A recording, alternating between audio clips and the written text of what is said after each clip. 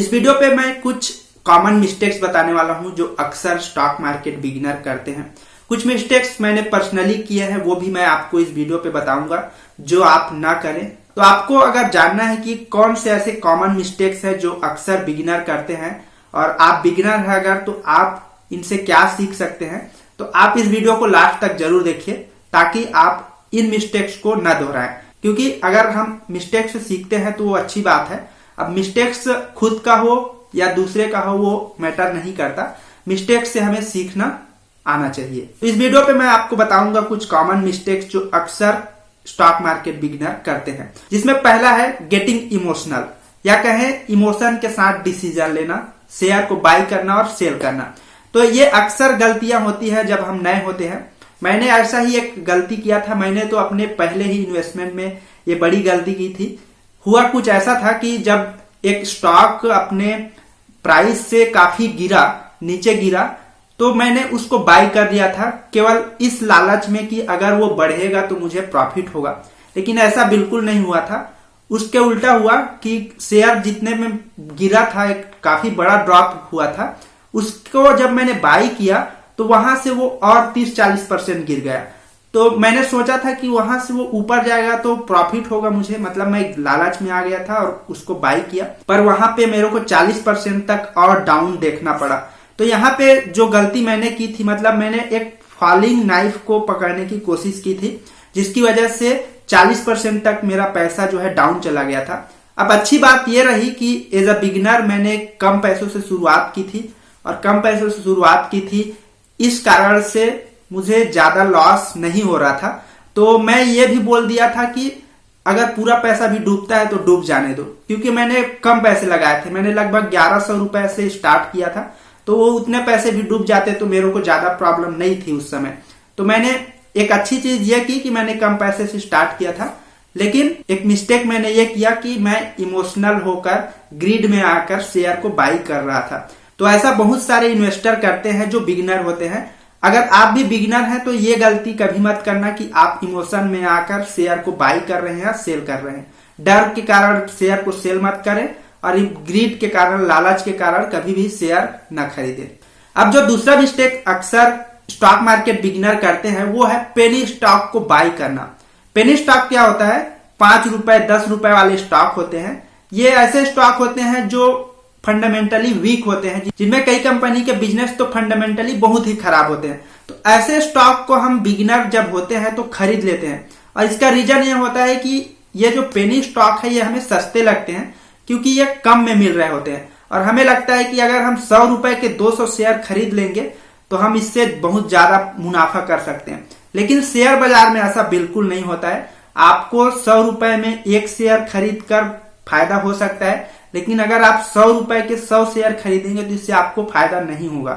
और यहाँ पे एक और चीज मैं आपको बता दूं कि शेयर बाजार में जब आते हैं तो आपको कितने शेयर खरीदे हैं इस पे प्रॉफिट नहीं होता। आपको प्रॉफिट होता है आपने कितने रुपए लगाया है। तो कभी भी ज्यादा शेयर खरीद कर रखने की मत सोचना। इसके बजाय आप क्या कर सकते हो, अच्छी क्वालिटी के शेयर को ढूंढना, भले ही वो थोड़ा ज्यादा प्राइस का हो, आप उसको खरीदना और उसको खरीद कर अपने इन्वेस्टमेंट को करना। तो बहुत से बिगिनर ऐसी गलती करते हैं कि वो आते हैं स्टॉक मार्केट में और जो कंपनी सस्ती होती है, 4 रुपए 5 रुपए 10 रुपए, बहुत कम प्राइस में जो स्टॉक मिल रहे होते हैं, उन स्टॉक को खरीद लेते हैं और सोचते हैं कि ये स्टॉक तेजी से बढ़ेगा, और ये भी सोचते हैं कि यह स्टॉक सस्ता है। तो यहाँ पे एक और चीज मैं आपको बताता हूं कि शेयर का प्राइस देखकर कभी भी सस्ता या महंगा शेयर नहीं होता। इसका एग्जांपल मैं देता हूं आपको कि आईटीसी जो मार्केट कैप के हिसाब से काफी बड़ी कंपनी है, वहीं एमआरएफ है जो टायर बनाती है, वो मार्केट कैप के हिसाब से काफी छोटी कंपनी है। लेकिन आईटीसी का शेयर का प्राइस अगर आप चेक करेंगे तो उसका शेयर का प्राइस है लगभग 200 के आसपास, लेकिन वो मार्केट कैप के हिसाब से बड़ी कंपनी है। अब वहीं आप एमआरएफ कंपनी के शेयर का प्राइस देखेंगे तो उसका प्राइस है 60,000 से ऊपर। तो कोई भी जब इन दोनों शेयर्स को देखेगा तो ये डेफिनेटली कहेगा कि 60,000 वाला जो एमआरएफ का शेयर है वो बड़ी कंपनी है, और आईटीसी जो 200 के आसपास मिल रही है वो छोटी कंपनी है। तो ऐसा शेयर मार्केट में नहीं होता। यहाँ पे कंपनी के शेयर के प्राइस को देखकर आप ये नहीं बता सकते कि कौन सी कंपनी बड़ी है और छोटी है। कंपनी बड़ी है या छोटी है, उसके टोटल नंबर ऑफ शेयर से और उसका कितना प्राइस है, तो दोनों को आप मल्टीप्लाई करोगे तो उसका मार्केट कैपिटलाइजेशन निकलता है और मार्केट कैपिटलाइजेशन के आधार पर ही कंपनी बड़ी या छोटी मानी जाती है, बड़ी या छोटी मानी जाती है। तो अक्सर बिगिनर ये गलती करते हैं कि कम वाला जो शेयर दिखता है उनको वो सस्ता लगता है और जो ज्यादा का मिल रहा होता है उनको महंगा लगता है, तो इसलिए वो पेनी स्टॉक्स को खरीद लेते हैं। तो ऐसी गलती नहीं करनी चाहिए। तीसरा मिस्टेक जो अक्सर हर बिगिनर करता है वो है अपने शेयर के प्राइस को रेगुलर चेक करना। तो एक चीज आप समझ लीजिए कि शेयर के प्राइस को रेगुलर चेक करने से कुछ नहीं होता। शेयर कंपनी का हिस्सा है और कंपनी में रोज रोज चेंजेस नहीं होते। कंपनी का फंडामेंटल, कंपनी का बिजनेस, कंपनी के सीईओ, सीटीओ, सीएफओ रोज रोज चेंज नहीं होते। तो अगर आप शेयर की प्राइस को रोज रोज देखते हैं तो वो भी करना छोड़ सकते हैं। शेयर की प्राइस को चेक करने की बजाय आप स्टॉक की फंडामेंटल को ट्रैक करते रहें। हर 3 महीने में क्वार्टरली रिजल्ट आता है वो देखें और न्यूज के लिए अपने कंपनी को ट्रैक करने के लिए आप गूगल अलर्ट्स का यूज कर सकते हैं। गूगल अलर्ट एक फ्री टूल है जिसका यूज आप कर सकते हैं अपनी कंपनी को ट्रैक करने के लिए। तो डेली प्राइस मूवमेंट देखने से आपको कुछ नहीं होने वाला। आप कंपनी के फंडामेंटल पे फोकस करो और कंपनी के फंडामेंटल को ट्रैक करो, ना कि शेयर के प्राइस को। चौथा कॉमन मिस्टेक जो बिगिनर कर सकते हैं वो है स्टॉक टिप्स पे बाय करना। मैं भी जब बिगिनर था तो मैं भी स्टॉक टिप्स पे बाय करने की गलती करने वाला था, लेकिन मेरे पास पैसे नहीं थे जब मैं बिगिनर था और इसलिए मैं वो गलती नहीं किया। एक्चुअल में हुआ ऐसा था कि मैं यूट्यूब, न्यूज़पेपर और न्यूज चैनल्स है वो तो देखा करता था। तो एक यूट्यूब चैनल पे क्या हुआ कि एक स्टॉक टिप्स मिला कि 8 रुपए वाला स्टॉक 3 महीने में 32 रुपए पहुंच जाएगा। तो अब मुझे लगा कि उस स्टॉक को बाई करेंगे तो हमारा पैसा बढ़ जाएगा।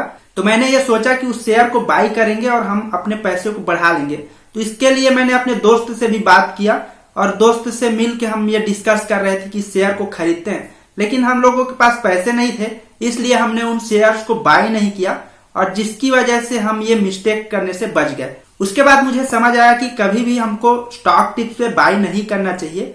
हमें अपने पैसे को इन्वेस्ट करने के लिए किसी दूसरे की टिप्स के ऊपर भरोसा नहीं करना चाहिए। ऐसी गलती अगर हम करते हैं तो टिप्स देने वाले को कुछ नहीं होगा, लेकिन अगर नुकसान हुआ तो वो हमारा ही पैसा है, हमें ही नुकसान होगा।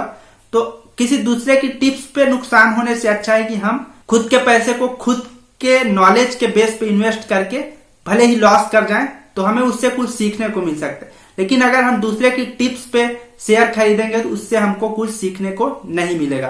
पांचवा कॉमन मिस्टेक जो हर बिगिनर कर सकता है वो है ब्लाइंडली इन्वेस्टमेंट करना बिना किसी रिसर्च के और केवल होप के बेसिस पे गेस करके। तो ऐसा कई बार मैंने भी किया है। जब मैं बिगिनर था तो मुझे भी लगता था कि इस शेयर को बाई कर लेता हूं, कुछ महीनों में इसका शेयर का प्राइस बढ़ जाएगा तो उसको बेच कर निकल जाऊंगा।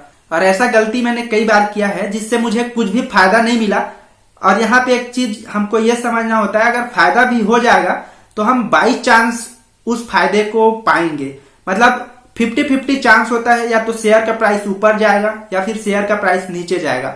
तो अगर शेयर का प्राइस ऊपर चला जाता है और वो गलती से हो जाता है तो इससे हमारा कॉन्फिडेंस बढ़ जाता है कि हमने स्टॉक पिक किया है और शेयर का प्राइस ऊपर चला जाता है और हमको कॉन्फिडेंस हो जाता है कि हमको शेयर मार्केट के बारे में आने लगा है और फिर हम आगे जाकर फिर गलती करते हैं। तो ऐसा कई बार मैंने भी मिस्टेक्स किया है कि बिना किसी रिसर्च के किसी भी स्टॉक में घुस गए। तो ये कुछ कॉमन मिस्टेक्स हैं जो अक्सर स्टॉक मार्केट बिगिनर करते हैं। मैंने भी कुछ मिस्टेक्स किए थे जो मैंने आपको इस वीडियो पे बताया है। आपने भी अगर ऐसा कुछ मिस्टेक्स किया हो तो आप मुझे कमेंट पे नीचे जरूर बताएं। अगर आपको ये वीडियो पसंद आया होगा तो आप इस वीडियो को लाइक करें। ऐसे ही वीडियोस देखने के लिए आप नीचे सब्सक्राइब का बटन दबा के बेल आइकन प्रेस कर लेना, ताकि जब भी मैं कोई वीडियो अपलोड करूं वो आपसे मिस ना हो। तो मिलते हैं जल्द ही नए वीडियो में, तब तक के लिए धन्यवाद।